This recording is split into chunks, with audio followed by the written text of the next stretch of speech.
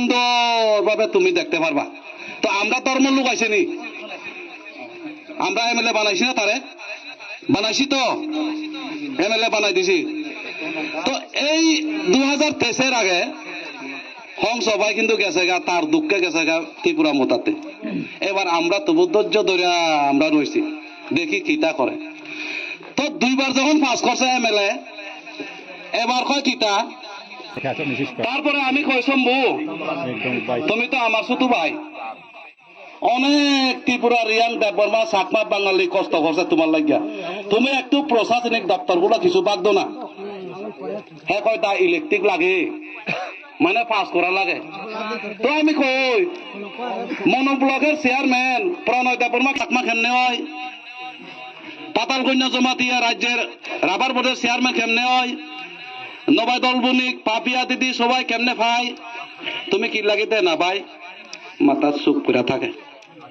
ও কইছি এখন যদি এগ্রিকালচার চেয়ারম্যান যদি একজন বানাই দিলে, পাওয়ার টিলারের লাগিয়া, ওষুধের লাগিয়া, মেশিনের লাগিয়া যাইবা, ওই চেয়ারম্যানের কাছে যাইব, তোমার কাছে তো যাইতো না, এর লাগে তো না বোধই না। তাহলে তুমি করো একলা, কয়টা দায়িত্ব তোমরা একটু বুঝো। এমএলএ, ব্লক চেয়ারম্যান, সারা ত্রিপুরা রাজ্যের ইন্ডাস্ট্রি চেয়ারম্যান এখানেও পাই বাতা, ব্লক চেয়ারম্যানের বাতা পাই, এমএলএ তো আছে 1.5 লাখ টাকা পাই দিয়ে দিয়ে মিললা। এরপরে এগ্রিকালচার, হর্টিকালচার, রেশন কার্ড বানাই, ইটা চেয়ারম্যান ওঠে, আমারে বানাই দিছে কিতা 22 চেয়ারম্যান। এবার দিল্লি যদি যাই, কোনো যদি রেশন কার্ডের সই যদি নিতে চাই, কয় আমি আয়া লই, জীবনে খুঁজি না বলে মহনটা আছে তার থেকে লো।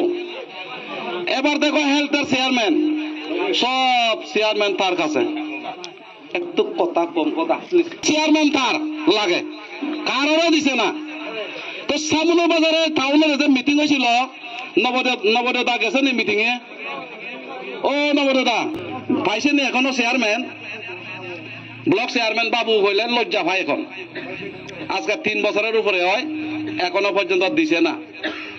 এই হয়েছে এমএলএ, এত লোভী এমএলএ আমি জীবনে দেখছি না, চাকমার মধ্যে এত লোভী এমএলএ আমি দেখছি না, সোজা কথা, এরকম লোভী এমএলএ আমি দেখছি না, সব তার লাগে। এবার চাকরি দেখো, সরকার কিতা কইতে, যদি বিজেপি সরকার আইয়ে প্রথম ক্যাবিনেটের বৈঠকে আমরা কর্মচারীরা 7 পে কমিশন আমরা দিয়া দিমু।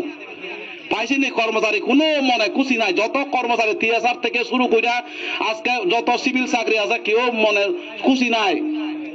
সরকার কইছে যদি আমরা 7 অষ্টম পে কমিশন আমরা দিমু, দিছে নি, দিছে না। আরেকজন সুনীল দেওয়া যে খিতা কইছে মিস কল দেগা তো রোজগার মিল জায়গা, ও মা মিস কলে বলে চাকরি হইব। ও মা যখন সরকার আইলো ফোন করলে নট সুযোগ বল ঢুকে না, কই গেছে নাম্বার মইরা গেছে গা, এইরকম মিথ্যা কথা কয়। আমি খুব সহ্য ধরা রয়েছি। এরপরে খিতা করলো দেখো, আতরও যখন সরকার আইসে আইপিএফটি বিজেপির জোট, জিআরএস এর ইন্টারভিউ নিল সোলেংটা কলেজে, বা যারা নতুন নতুন যারা চাকরি আছে তারাও দিছে ইন্টারভিউ, আর যারা বেকার যুবক তারাও দিছে ইন্টারভিউ। আজ পর্যন্ত 8 বছর সরকার পাইছে নি, জিআরএস এর চাকরি ছাড়ছে নি, দিল ইন্টারভিউ দেওয়ার পরে আমারে ফোন করছে আগরতলাতে, কয় কে কে পাস করছে একটু লিস্টটা ফাটাই দো। কিতা মানিকপুর নেতা, লালসরের নেতা, সামনের নেতা, সোলেংটার নেতা ডাকিয়া কম্পিউটারে বইছি। আমি কই দেখো চাই এত number serial number roll number pass করছে নি, পাস করছে, এটা রাখো। যে ফেল করছে তারটা আলাদা, যে পাস করছে তারটা কেন, সবার লিস্ট দিছি, একজনও পাইছে না। তো তাহলে বিজেপি করার অপরাধে, বিজেপি কইরা কি অপরাধ হয়েছে নি তারা? একজনও পায় না জিআরবিটি, গ্রুপ সি গ্রুপ ডি, কয়েকজন পাইছে BA pass MA pass group D চাকরি। এরপরে দেখো টিএসআর এর ইন্টারভিউ হইল, লিস্ট পাঠাইলাম, যারা পাস করছে ফিজিক্যালে একদম মেরিট লিস্ট বার হয়েছে, একজনও নাই। এদিকে জুতা খয়ে গেছে বেকার, মিছিল ঘুরতে ঘুরতে ঘুরতে ঘুরতে কোনো একটা চাকরি নি পাই, বয়স বেশি নাই আর 40 পারেও যাইতেছে। বছরে কইছে 50,000 চাকরি দিব, 1 বছরে 50,000 চাকরি দিব। কই গেল চাকরি? সারা 8 বছরে দিল চাকরি, দাই ইন হারনেস মানে বাবা চাকরি কত মারা গেছে ফুলাই পাইব মা চাকরি কত মারা গেছে ফুলা বা মাইয়া পাইব এইরকম হিসাব করে মাত্র 18,000 কত জানি চাকরি হয়েছে আজ 8 বছরে। তাহলে বছরে 50,000 চাকরি কোথায় গেল?